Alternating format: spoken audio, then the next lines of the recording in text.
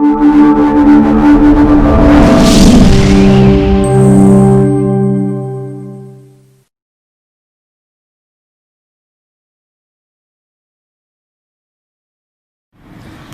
اللہ الرحمن الرحیم۔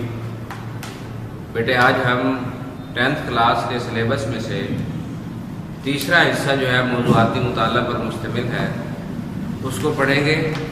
اس میں پہلا لانگ کوشچن ہے کہ قرآن و حدیث کی روشنی میں طہارت پر ایک نوٹ لکھیں۔ طہارت اور جسمانی صفائی، آپ پیج نمبر بک کا 67 نکالیں گے، 67 پیج نمبر، اس کے اوپر آپ کو یہ لکھا ہوا نظر آئے گا طہارت اور جسمانی صفائی۔ دیکھیں بیٹے، اسلام ایک مکمل ضابطہ حیات ہے۔ آپ سوال دیکھ رہے ہیں، اس کے نیچے پہلی ہیڈنگ آپ بنائیں گے، اسلام ایک مکمل ضابطہ حیات ہے۔ اسلام یعنی ایک مکمل دستور العمل ہے اور دین فطرت ہے۔ اللہ تعالیٰ نے اپنے اس دین میں تمام انسانوں، خاص طور پر مسلمانوں کو، تمام چھوٹی بڑی باتوں سے قرآن و حدیث کے ذریعے سے آگاہ کر دیا ہے، اور نبی کریم صلی اللہ علیہ وسلم کو آخری نبی بنا کر اپنے دین کو عملی طور پر سمجھا دیا ہے اور ہر چیز کو واضح کر دیا ہے۔ چنانچہ طہارت اور پاکیزگی کے بنیادی اصول بتا کر یہاں پر ایک آیت درج کی گئی ہے اور ایک حدیث جو ہے لکھی گئی ہے۔ سب سے پہلے آپ دیکھیں گے قرآن کی روشنی میں طہارت۔ قرآن مجید میں جو اللہ رب العزت کی طرف سے دوسری وحی نازل ہوئی وہ یہ ہے، یا ایھا المدثر قم فانذر وربک فکبر وثیابک فطہر والرجز فاہجر۔ وثیابک فطہر جو ہمارے منہ سے متعلق آیت ہے وہ یہ ہے کہ اپنے کپڑوں کو پاک رکھیے اور ناپاکی سے دور رہے۔ تو قرآن مجید میں صفائی اور طہارت کا باقاعدہ طور پر حکم دیا گیا، اور ایک جگہ اللہ رب العزت نے صاف اور پاک رہنے والوں کو پسند فرمایا اور یہ فرمایا کہ اللہ تعالیٰ ایسے لوگوں سے محبت رکھتا ہے۔ فرمایا ان اللہ یحب التوابین ویحب المتطہرین، کہ اللہ تعالیٰ توبہ کرنے والوں کو اور پاک صاف رہنے والوں کو پسند فرماتا ہے۔ تو چنانچہ قرآن مجید میں اکثر و بیشتر مقامات پر صفائی کی اہمیت پر زور دیا گیا کہ آدمی اپنے آپ کو صاف رکھے، اپنا جسم، لباس، اپنا ماحول، معاشرہ، رہن سہن۔ جس طرح ظاہری صفائی انسان حاصل کرتا ہے، اس ظاہری صفائی کے ساتھ ساتھ آپ نے باطن کی بھی صفائی کرے۔ چنانچہ خود اللہ رب العزت نے نبی اکرم صلی اللہ علیہ وسلم کے مقاصد میں سے ایک اہم مقصد بیان فرمایا کہ وَيُزَكِّيهِمْ، کہ یہ پیغمبر تمہیں پاک کرتا ہے، یعنی کفر، شرک اور برے قسم کے عقائد و نظریات سے تمہارے باطن کے جو اخلاق رذیلہ ہیں ان کو ختم کر کے اخلاق حمیدہ تمہارے اندر پیدا کرتا ہے، تمہارا تزکیہ کرتا ہے، تمہیں ظاہری پاکیزگی بھی دلاتا ہے، اور یہ نبی تم کو باطنی طور پر بھی پاک کرتا ہے۔ تو اسلام نے ظاہری اور باطنی ہر لحاظ سے پاک اور صاف رہنے کا حکم دیا ہے۔ دنیا کے اور جتنے بھی مذاہب ہیں وہاں پر ظاہری پاکیزگی پر تو توجہ دی جاتی ہے، لیکن باطن کی پاکیزگی پر کوئی دھیان نہیں دیا جاتا۔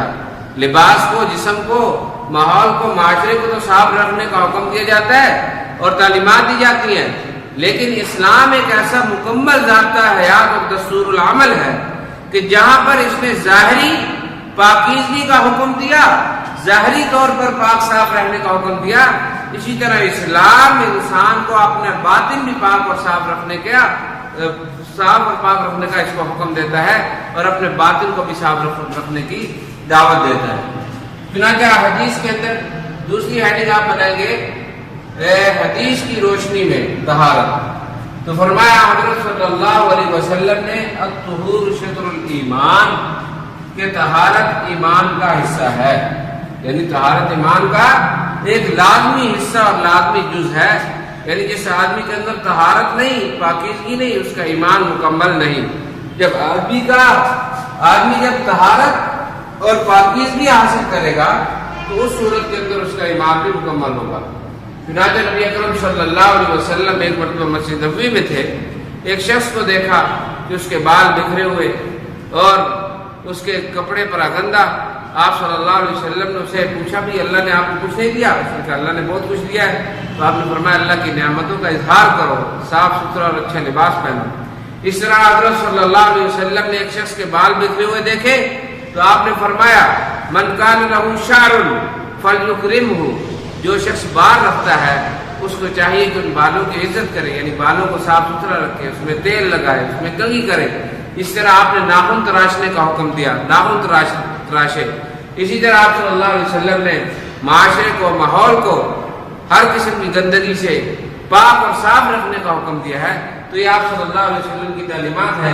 آپ نے فرمایا طہور شطر الایمان، طہارت ایمان کا حصہ ہے، یعنی صرف یہ معاشرے کو صاف رکھنا کوئی یہ نہیں کہ کوئی معاشرتی بات ہے، بلکہ آپ نے فرمایا کہ یہ ایمان کا بھی حصہ ہے، مومن پاک اور صاف ہوتا ہے۔ ایک دن آپ صلی اللہ علیہ وسلم نے فرمایا کہ اپنے آپ کو صاف ستھرا اور خوبصورت بنا کے رکھا کرو، اس لیے کہ ان اللہ جمیل ویحب الجمال، کہ اللہ تعالیٰ خوبصورت ہے اور خوبصورتی کو پسند فرماتا ہے۔ تو طہارت کا لغوی معنی کیا ہوگا، یعنی لفظی معنی کیا ہے؟ تو طہارت کا لفظی معنی تو پاک ہونا ہے، لیکن اصطلاح کے اندر طہارت کا مطلب یہ ہے کہ شریعت کے اصول اور شرائط کے مطابق اپنے آپ کو پاک اور صاف کرنا، یہ طہارت ہے۔ طہارت میں دو چیزیں شامل ہیں، ایک وضو اور ایک غسل۔ وضو کیا ہے؟ جو نماز سے پہلے وضو کیا جاتا ہے۔ وضو کے 4 فرائض ہیں۔ نمبر 1، وضو کے اندر سب سے پہلے ہاتھ دھونا، یعنی کونیوں تک ہاتھ دھونا دونوں، اور پھر چہرے کو دھونا، پیشانی کے بالوں سے لے کر ٹھوڑی کے نیچے تک، ایک کان کی لو سے لے کر دوسرے کان کی لو تک، چوتھائی سر کا مسح کرنا اور دونوں پاؤں ٹخنوں سمیت دھونا۔ یہ وضو کے فرائض ہیں۔ اور باقی اس کے علاوہ جو چیزیں ہیں، کلی کرنا، ناک میں پانی ڈالنا، پورے سر کا مسح کرنا، ہر عضو کو 3 بار دھونا، پھر ترتیب سے دھونا، یہ پیج نمبر 68 پر یہ وضو کا طریقہ جو ہے اس میں سنتیں لکھی گئی ہیں، آپ یہاں سے بیٹھے دیکھ سکتے ہیں۔ آگے طہارت کے اندر دوسری چیز جو ہے وہ ہے غسل۔ غسل کے فرائض کتنے ہیں؟ غسل کے 3 فرائض ہیں۔